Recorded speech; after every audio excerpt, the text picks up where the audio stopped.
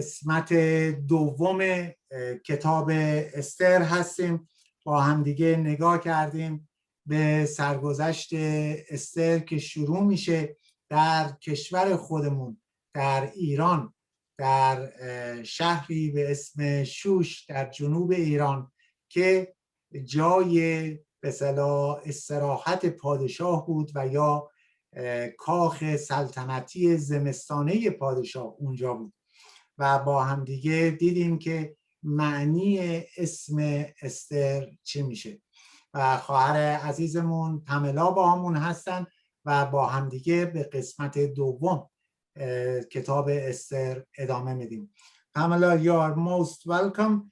You were telling us about the life or the start life of Esther. You told us that her name wasn't actually Esther. Her name was, then we call it in Farsi, Hedesa.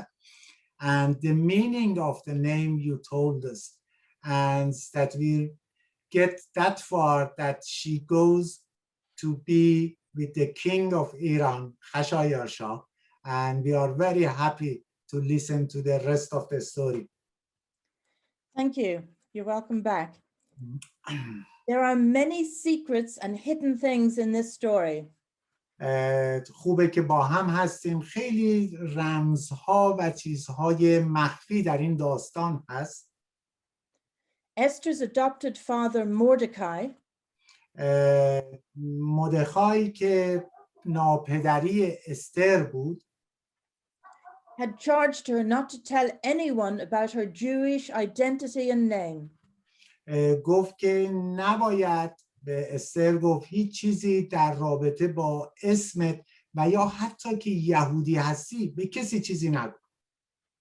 Everyone knew her simply as Esther. همه اون رو میشناختن به اسم استر. Poor Mordecai, of course, must have been distraught. البته که این مردخای یه جورایی پریشان بود. To learn that his sweet Hadassah had been taken into the palace. این دختر شیرین خودش حدثه رو گرفتن و بردن توی کاخ پادشاه. Even if it was a luxurious place. حتی با اینکه جای خیلی ملکوتی و جالبی بوده. The prestige of her being made queen این شهرتی که به اصطلاح شاید دریافت میکرد که بشه ملکه was probably offset شاید یک شاخه‌ای بود یا یک شاخی بود by the fact that his beloved daughter در حقیقت که این دختر عزیزش was married off to an uncircumcised pagan. با کسی ازدواج کرده بت پرستی که حتی ختنه هم نشده. Instead of an upright Jewish man. به جای اینی که بره با یک شخص یهودی ازدواج بکنه. Mordecai frequently hovered around the front of the women's court. مردخای مرتب فقط جلو در این به اصطلاح کاخ پادشاه قسمت زنان بود. To try to find out news about her. که بتونه یه خبری در رابطه با استر بفهمه. We're not told, but perhaps he worked in the palace. به ما گفته نشده ولی احتمال زیاد اون هم توی کاخ کار میکرده. And that was why he could hang about the women's court. این دلیلیه که میتونسته بره جایی که زنها به اصطلاح زندگی میکردن در کاخ. One day, he providentially overhears about an assassination plot. یه دفعه بر حسب تصادف به موقع متوجه میشه که میخوان یک نقشه‌ای بریزن بر علیه شاه.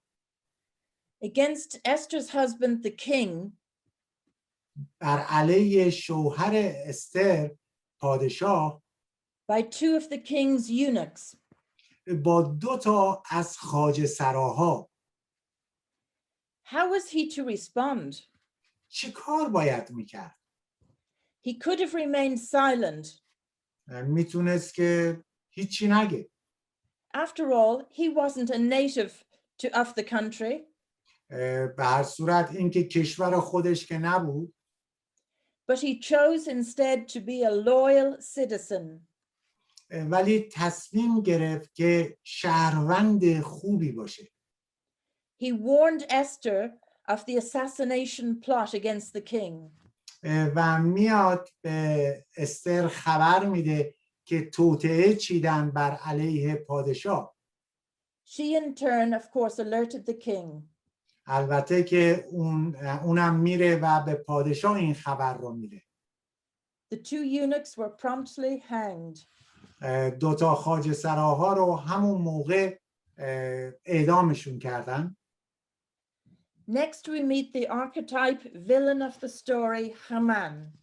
و میبینیم حالا قسمت دوم داستان رو در رابطه با هامان. He was probably a charming, charismatic man. من فکر میکنم که اون یک مرد فرهمند و پرتأثیری بود. The king totally trusted Haman.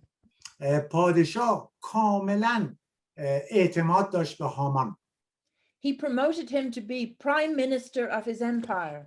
این به اون رو شغل بالایی داده بود که حالت رئیس جمهور کشورش بشه. The power and authority which Haman had went to his head. یه جورایی این قدرت و مقامی که داشت این یه جورایی از خودش بی خودش کرده بود. He was arrogant. یه جوری خودخواه بود، متکبر بود.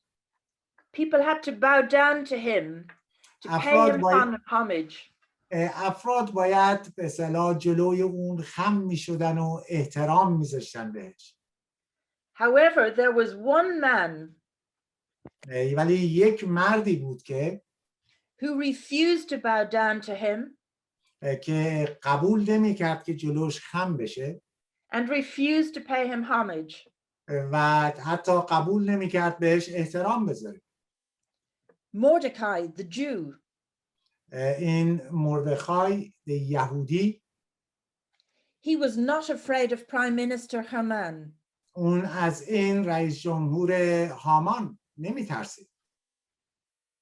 In Esther 5 verse 9, it says Mordecai did not show fear in Haman's presence. در کتاب استر باب 5 میگه که مردخای هیچ گونه ترسی در حضور هامان نداشت. This enraged Haman. و این هامان رو عصبانی میکرد. If we study the fear barometer throughout this story, it is very instructive. اگر اینی که ماها به اصطلاح بیایم یه ترسنج به کار ببریم تو این داستان خیلی بهمون کمک میکنه. It was unnatural for Mordecai not to fear him. این معمولی نبود برای مردخای که نترسه. 2 Timothy 1 verse 7 در دوم تیموتائوس باب 7:17 ببخشید اشتباه کردم. باب 7 بله. Shall I read it or you read it? You read it, yeah. Okay. دوم تیموتائوس باب 1:7 زیرا روحی که خدا به ما بخشیده نه روح ترس بلکه روح قوت و محبت و انضباط است. آمین. Mordecai chose to have faith in God. پس مردخای اینو انتخاب کرد که به خداوند ایمان داشته باشه. Fear is the opposite of faith. ترس نقطه مقابل ایمان هستش. Haman found out that the reason هامان این رو فهمید دلیلش رو for Mordecai not bowing down to him که این مردکای بهش به اصطلاح احترام نمیذاره was because he was a Jew. به خاطر اینکه اون یک یهودی بود. Haman was enraged not only against Mordecai این هامان خیلی عصبانی بود نه اینکه فقط بر علیه مردخای، but irrationally against all of Mordecai's people, the Jews. بلکه بر علیه همه مردم مردخای که یهودیان بودند. He wanted to take vengeance on the collective Jew. اون میخواست که انتقام بگیره از همه یهودیان. He manipulated the king. یه جورایی اومد پادشاه رو گول بزنه. Telling him there was a rebellious group of people in his kingdom. بهش گفت که یه عده‌ای هستن که در ملکوت تو مخالفت میکنن با تو. Who are totally different to everyone else. که کاملا با دیگران فرق دارن. And who kept different laws. و یک قانون دیگه ای رو رعایت میکنن. Indeed, the Jews did keep different laws. البته که یهودان قانون دیگه ای رو رعایت میکردن. They circumcised their baby boys. اونها بچه های کوچیک خودشون رو ختنه میکردن. They kept the weekly Sabbath. اونها هر هفته شبات رو به یاد می آوردن. They worshipped the God of Israel. اونها خداوند اسرائیل رو ستایش میکردن. And said their God was the God of the whole universe. و اونها میگفتن خداوند ما خداوند تمام جهانه. But they were not rebellious to the king. اونها بر علیه پادشاه نبودن. Haman carefully and deliberately این هومان خیلی با دقت و مواظبت devised a cunning, barbaric, genocidal manifesto. زیرکانه و بیرحم قطعنامه قتل عام یهودیان رو نوشته بود. It was very similar to Hitler and the Nazi strategy against the Jews. درست شبیه هیتلر و به اصطلاح روشی که نازی ها به کار بردن بر علیه یهودیان. Esther 3 verse 13 در کتاب استر باب 3 آیه 13 سپس نامه ها به دست چارپایان به همه ولایت های شاه فرستاده شد تا با این دستور که یهودیان را از پیر و جوان و زن و کودک جملگی در یک روز، یعنی در روز 13 ماه 12 که ماه آذار باشد، هلاک کنند و بکشند و نابود سازند و اموالشان را به تاراج برند. آمین. This genocide was to be executed 11 months later on the 13th day. این به اصطلاح قتل عام باید صورت می گرفت در 11 ماه دیگه در روز 13. They threw their dice to get the number 13. و اینها اون تاس رو مینداختن و اینجوری نامه شماره 13 رو پیدا کردن. This is where we get the superstition of the unlucky 13. دیدیم که خیلی ها میگن که شماره 13 شماره نحسیه. This is where Esther's holiday feast derives its name, the Feast of Purim. و اینجاست که اسم اون تعطیلات به اصطلاح رو این گذاشته شده بود که جشن پوریوم نام داره. Haman was so intent on this evil و این هامان این میخواست که این کار شریر رو انجام بده. that he contributed an exorbitantly generous amount of his own personal money که این حتی اومد و یک مقدار زیادی از سرمایه خودش رو هم گذاشت to achieve this genocide. تا بتونه این قتل عام رو انجام بده. What or who can possibly save the Jewish people from this terrible doom? چه کسی، چه چیزی میتونه یهودیان رو نجات بده از این سرنوشتی که دارن. Mordecai informs Esther of the predicament to see if she can help. مردخای با استر صحبت میکنه در رابطه با این گرفتاری که ببینه آیا میتونه کمک بکنه یا نه. Living in the harem, she hadn't even heard about it. این به خاطر اینکه توی حرم زندگی میکرد اصلا این خبر رو نشنیده بود. However, Mordecai's trust was not solely in Esther. ولی این به اصطلاح ایمان و اعتقاد مردخای فقط روی استر نبود.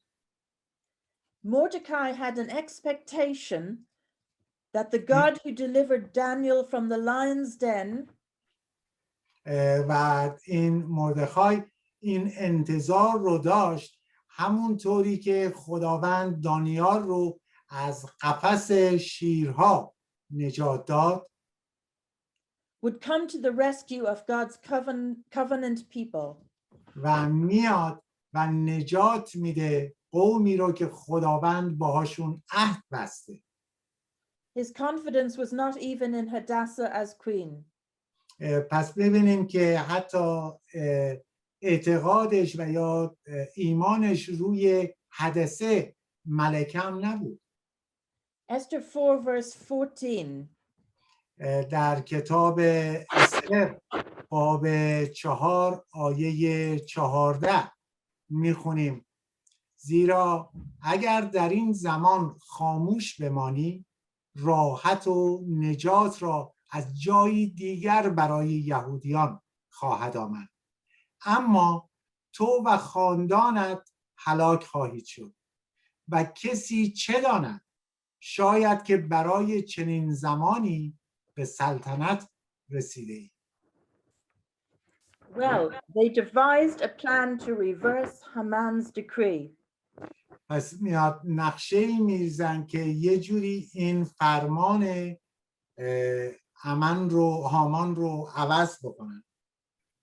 Esther would have to reveal to the king her Jewish identity. باید استر میرفت پیش پادشاه و میگفت که من یهودی هستم. And hope that he would relent of his decree of doom for her people and for her. و این امید بر این داشت که یه جوری فرمان رو عوض بکنه یا سرنوشت رو عوض بکنه سرنوشت خودش و مردم خودش رو یهودیان رو. Because of his love for her. به خاطر اینی که پادشاه اون رو دوست داشت. The problem was, however, that you couldn't just have a casual chat with the king. مشکل اینجا بود که این نمیتونست همینجوری بره و با پادشاه بخواد صحبت بکنه. If you even approached him without his calling for you, اگر اینی که به حضورش به حضور پادشاه میرفتی بدون اینی که صدات زده باشه you were executed. تو رو میکشتن. Our heroine is human and flawed like us. این قهرمان ما یک انسانه مثل ما. She struggled between following protocol to save her own skin.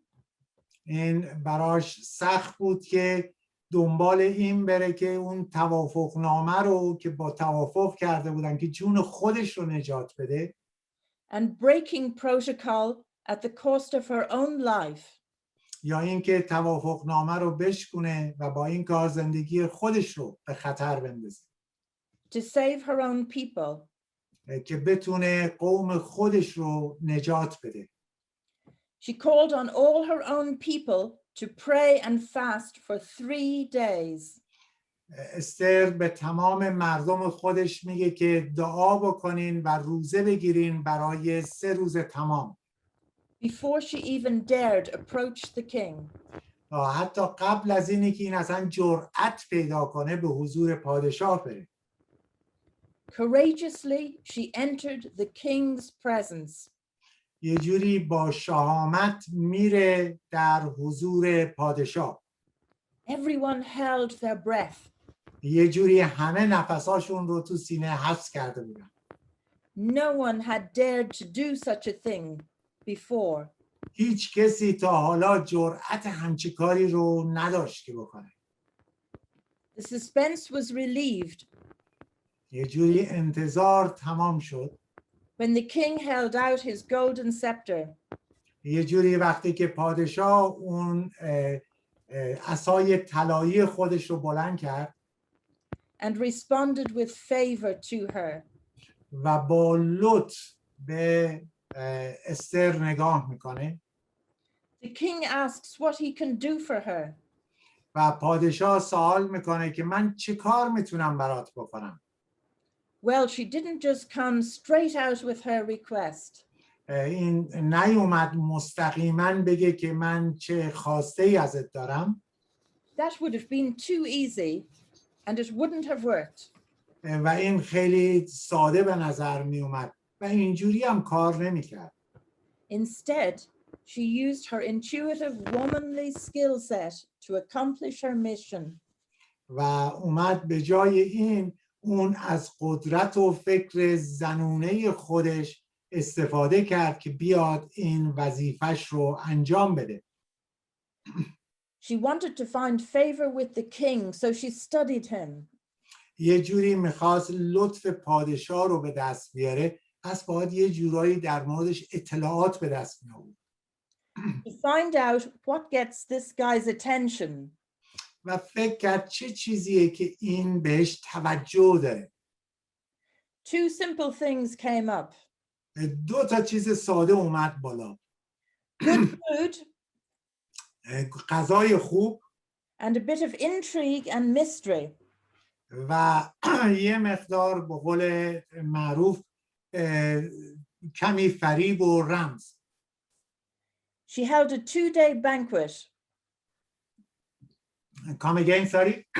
She held a 2-day banquet و اومد 2 روز ضیافت برقرار کنه of the most delicious gourmet food. با خوشمزه ترین غذاها. For the king and for Haman. برای پادشاه و برای هامان. But she held back her request after the first banquet. ولی هنوز اون خواسته خودش رو توی ضیافت اول نگفت. To intrigue the king more. تا یه جوری کنجکاو کنه این پادشاه رو. Haman was delighted with his own importance. و هامان خیلی لذت می‌برد که خیلی معروفه. To be invited to this exclusive banquet with the king.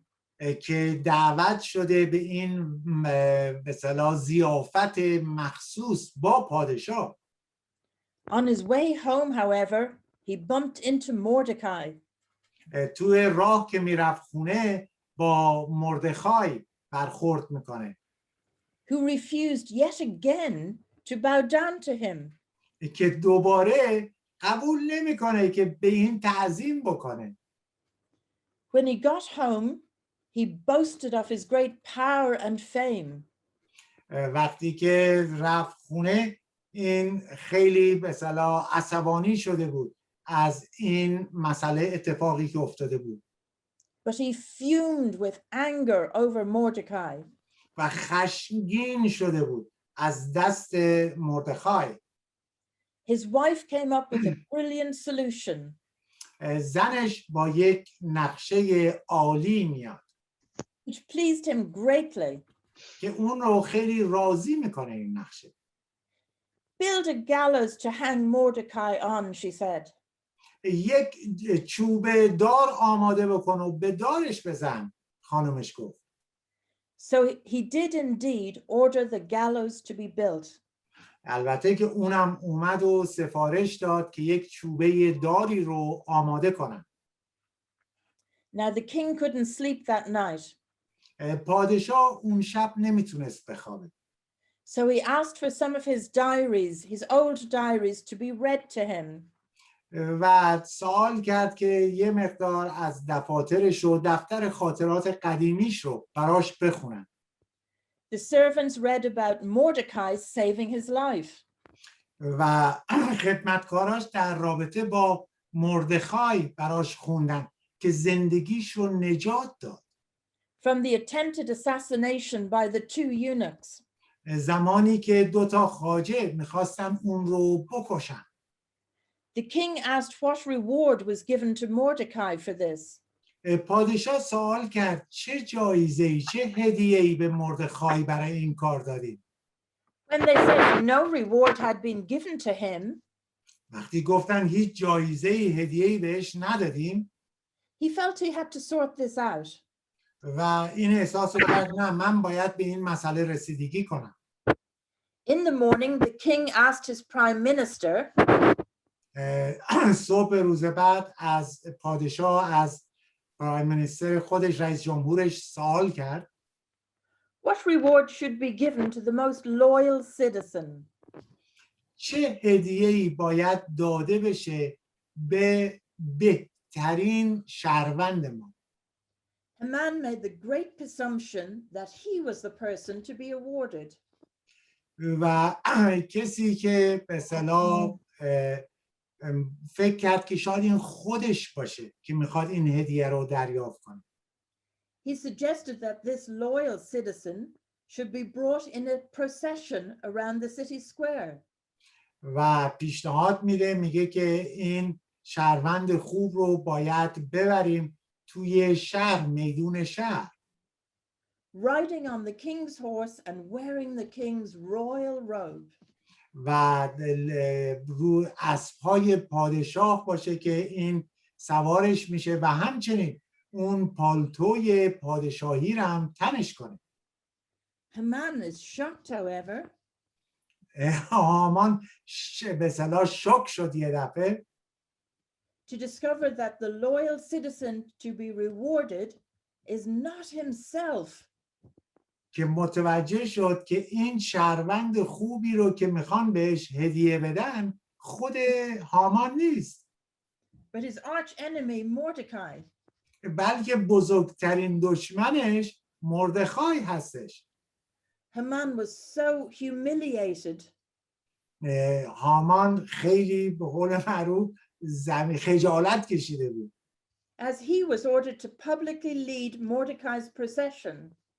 به خاطر اینی که گفته بود من به اصطلاح این رو هدایت میکنم، به اصطلاح این شهروند رو، مردخای رو.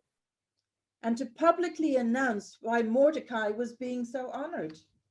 و رژه رفتن باش رژه میرم و در جمع میگم که چرا مردخای باید اینقدر احترام بهش گذاشته باشه و محترم باشه. Haman only just returned to his own house, seething with anger. و هامان برمیگرده به خونه خودش با عصبانیت. When the king's servant called to hurry him to the second banquet of Esther's.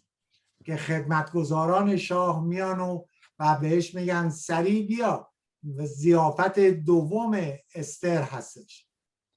Now at the second banquet, Queen Esther plucks up her courage. و در ضیافت دوم هستش که ملکه استر یه جوری خیلی شهامت پیدا میکنه.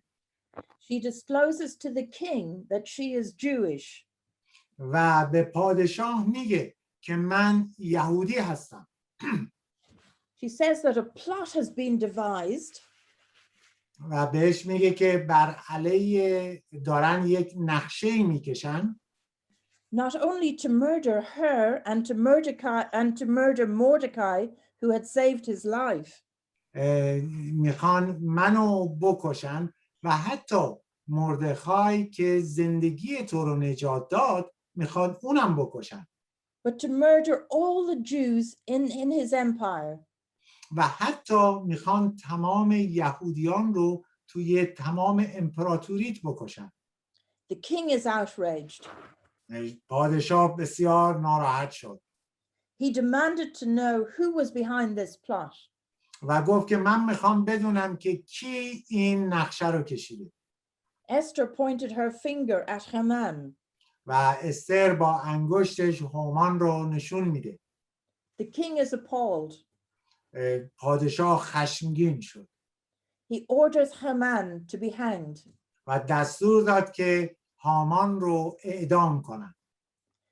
The king immediately replaces Mordecai as prime minister instead of Haman.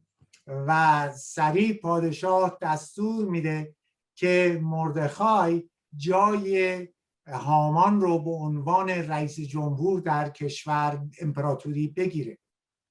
Mordecai was revered throughout the whole empire. و مردخای مشخص شد یا شناختنش در سراسر امپراتوری. But that still did not resolve the problem of the proposed genocide. ولی با تمام اینها هنوز اون مشکل از بین بردن و نابود کردن یهودیان از بین نرفته بود. Because the king could not legally revoke his decree. به خاطر اینی که قانوناً شاه نمیتونست فرمان خودش رو عوض کنه. The king remarkably hands over full authority و پادشاه میاد به صورت عجیبی تمام قدرت رو to Mordecai and Esther to sort the problem out themselves. تمام قدرت رو به مردخای و استر میده که اینها این مشکل رو حل بکنن. They issued a new edict, a counter decree. اینها یک فرمان جدیدی رو صادر میکنن بر علیه اون فرمان. In the king's name to override Haman's decree. در نام پادشاه که بیاد و فرمان هامان رو باطل کنه. It gave the Jews the right to assemble and defend themselves. تو این فرمان به یهودیان این اجازه رو دادن که از خودشون که جمع بشن دور هم و از خودشون هم بتونن دفاع بکنن. Against any armed force that attacked them. بر علیه هر نیروی جنگی که بخواد به اونها حمله کنه. It was a staggering intervention. یک پادرمیانی عجیبی بود. For there were assassins all over the empire ready to kill all the Jews. برای اینی که توی سراسر امپراتوری اینها آماده بودن که یهودیان رو بکشن. When this counter decree went out to the empire, وقتی که این فرمان جدید رفت به سراسر امپراتوری، Esther 8 verse 17 says, در کتاب استر باب 8 آیه 17 و در هر ولایت و هر شهر که فرمان و حکم شاه بدان میرسید یهودیان به وجد و سرور میپرداختند و جشن و عید برگزار میکردند. از میان قومهای آن دیار نیز بسیاری به آیین یهود گرویدند، زیرا که ترس از یهودیان بر ایشان مستولی شده بود. آمین. the big day of the genocide arrives, the 13th day. و اینجا بود که به اصطلاح این نسل کشی قرار بود که بیاد روز 13ام. So Esther 9 verse 1 and 2, David, if you'd read them out. و میخونیم از کتاب استر باب 1 قسمت دوم آیه و همچنین از باب 9 قسمت بعدیش میخونیم. میگه یعنی همان روزی که دشمنان یهودیان امیدوار بودند بر ایشان چیره شوند وضع دگرگون شد و این یهودیان بودند که بر آنان که از ایشان نفرت داشتند چیره شدند. We find amazingly that all the government officials و اینها متوجه شدند که تمام مأموران دولت throughout the empire helped the Jews. تمام در سراسر امپراتوری شروع کردن کمک کردن به یهودیان. Esther requests a second day to defend and protect themselves. و استر در روز دوم میخواد که خودش رو از خودش حفاظت بکنه و دفاع بکنه. Thousands of their enemies were killed according to the decree. هزاران نفر از دشمنانشون با این دستور کشته شدند. An important line is added to this in Esther 9 verse 16. و یک به اصطلاح قسمت مهمی بهش اضافه شد که در استر باب 9 آیه 16 هستش. Okay, they didn't lay a hand on the plunder. In other words, there was no mob violence, no random violence. به این معنی که دیگه هیچ گونه به اصطلاح آزار و اذیتی نشن. They were only allowed to defend themselves against those who attacked them. فقط یهودیان اجازه داشتن حفاظت بکنن از خودشون اگر کسی بهشون حمله میکرد. Mordecai established this holiday feast of Purim. پس این مردخای بود که این تعطیلات رو مال پوریم رو بنا گذاشت. To celebrate annually in February and March time. که همیشه هر سال در ماه فبروری و مارچ این رو جشن بگیرن. On this holiday, در این تعطیلات Esther 9 verse 22 says, در استر باب 9 آیه 22 میگه the Jews had rest from their enemies. میگه یهودیان از دشمنان آرامی یافتند. It was seen as the feast where sorrow was turned into joy. اینو به عنوان یک جشن دیدن که غم به شادی تبدیل شده. And mourning into a holiday. و عزاداری به تعطیلات. They sent presents to each other. به همدیگه کادو میدادن. And give gifts to the poor. و کادو میدادن به افراد فقیر. The book ends holding up Mordecai as a wonderful role model for us. و این کتاب اینجوری تموم میشه که مردخای به عنوان یک شخص خیلی خوب و نمونه‌ای برای ماها. With Esther 10 verse 3 saying, و توی کتاب استر باب 10 آیه 3 میگه زیرا بهروزی قوم خیش را طلب میکرد و به همه همنژادان خیش سخنان صلح آمیز میگفت. So what does the story of Esther teach us? پس این داستان استر چه چیزی رو به ما درس میده؟ We can look at the story on a micro level and on a macro level. ما میتونیم به این داستان در سطح کوچیک نگاه بکنیم و یا نگاه بکنیم در سطح بزرگ. On a micro level, we can look at the individuals and learn from them. به صورت کوچیک نگاه بکنیم میتونیم به اشخاص نگاه بکنیم و ازشون یاد بگیریم. I have to tell you that for many years, من باید بهتون بگم که برای سالهای زیادی I had understood this story only on a micro level. من این داستان رو فقط به اون سطح کوچیک میشناختم. But that is to miss out on the hidden meaning behind the story.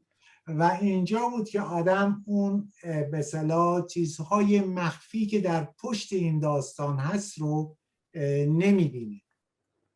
On a macro level, we must learn to find God's overall purpose. و در قسمت بزرگ سطح بزرگ که نگاه بکنیم ما باید نگاه بکنیم هدف خداوند رو For preserving the Jews. که این قوم یهود رو نگه داره یا نجاتشون داده. Let's look at Esther as an individual. بذارین به استر نگاه بکنیم به عنوان یک شخص. We should be like Esther's Hebrew name, Hadassah, the myrtle bush.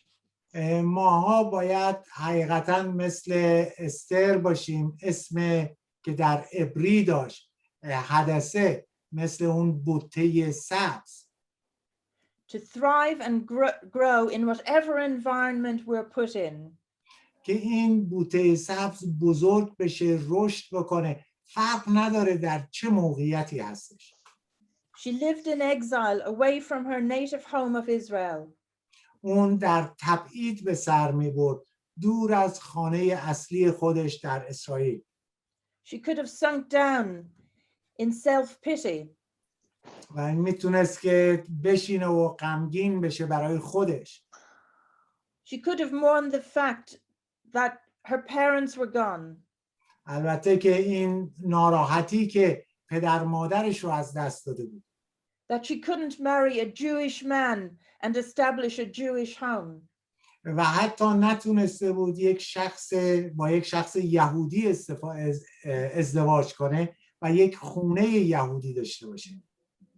She had to live in a godless Gentile home. اون باید در یک خونه بت پرست زندگی میکرد. Surrounded by pagan gods, even if it was a palace. دور برش تمام خدایان بت پرست، بت‌ها بودن، حتی اینی که اگر قصر پادشاه بود. We also have to live in a godless world. ما هم در یک دنیای بدون خدایی زندگی میکنیم. This world is not our home. این دنیا خونه ما نیست. We're just passing through. ما فقط رهگذر هستیم. Our home will be with Jesus in a righteous kingdom. آمین. خونه ماها با عیسی مسیح و در ملکوت حقیقی راستین اون. By God's grace, she rose up to love those around her. و با فیض خداوند اون بلند شد که محبت بکنه به دور بریاش. Spreading the sweet fragrance of the Lord to all around her. و بیاد بوی خوب و شیرین خداوند رو پخش بکنه برای کسانی که دور برش هستن. Whether it was to the eunuch in the harem or to the king himself. فرقی نداشت کی بود، آیا خواجه ها بودن که در اون حرم بودن و یا حتی خود پادشاه. She was bold and courageous in her faith. اون خیلی شجاع بود و حقیقت رو میگفت در ایمانش. She spoke up to the king even though she could have been executed. این بلند شد و با پادشاه صحبت کرد حتی با اینکه امکان داشت که کشته بشه. Her obedience to God was the most important thing in her life. و اطاعت از خداوند بالاترین چیز در زندگی استر بود. Okay, so we'll close this part, David. Yeah. Thank you very much, Pamela. به لطف خداوند قسمت دوم صحبتمون رو تموم میکنیم و با همدیگه تا چند لحظه دیگه قسمت سوم صحبتمون رو شروع میکنیم. خدا رو شکر میکنیم برای این ساعت و دعا میکنیم شما عزیزانم از زندگی استر، همه ماها از زندگی استر درسی بگیریم. خداوند رو شکر میکنیم که این کتاب هستش و ما هم میتونیم حقیقتی رو از خداوند در این کتاب ببینیم. پس با هم دیگه یکی دو دقیقه استراحت میکنیم و بعد برمیگردیم قسمت نهایی، قسمت سوم و بعد از قسمت سومم سوال و پرسش و پاسخ هستش. خدا رو شکر میکنیم برای این ساعت و برای شما عزیزانی که وقت میذارین و وقت گذاشتین که با هم دیگه کلام خداوند رو بشنویم. فیض خداوند با شما عزیزان باد.